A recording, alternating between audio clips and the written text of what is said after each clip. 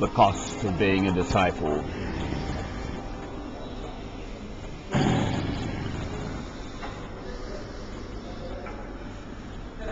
Large crowds were traveling with Jesus,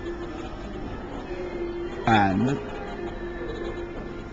turning to them, he said, "If anyone comes to me and does not hate his father and mother, his wife and children, his brothers and sisters, yes, even his own life, he cannot be my disciple.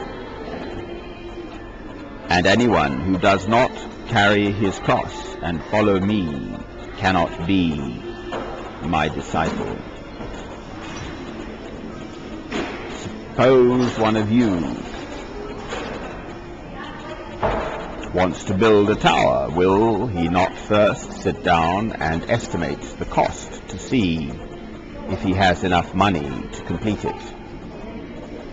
For if he lays the foundation and is not able to finish it, everyone who sees it will ridicule him, saying, "This fellow began to build and was not able to finish."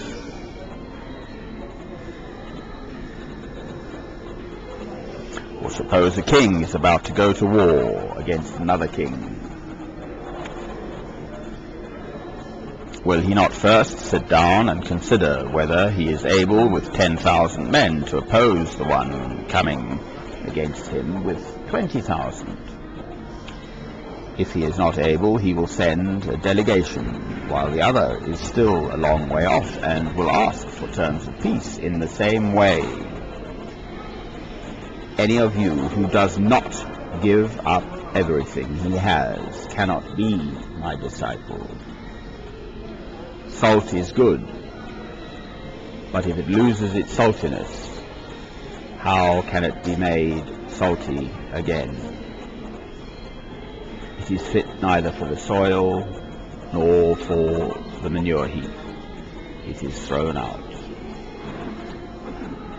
He who has ears to hear, let him hear. Amen.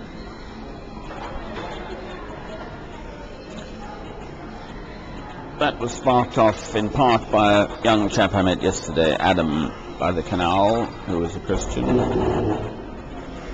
and also by my personal circumstances to some extent.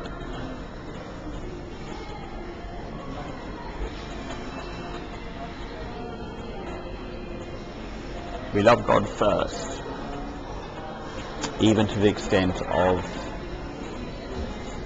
hating ourselves, denying ourselves perhaps. And also this question of, if you set out in faith to be God's will, to do God's work in this world, then you must just keep on. God will provide. Whatever task it is, small or large, you just keep on in blind faith. It's entirely different to the bankers who are lending in blind faith that people would pay back. This sort of has been obviously discussed in the news at the moment. It's an entirely different kind of blind faith. And the bankers are crooks, most of them, quite frankly, greedy crooks. Whereas this, in blind faith, is living as you enjoin us to live, my Lord.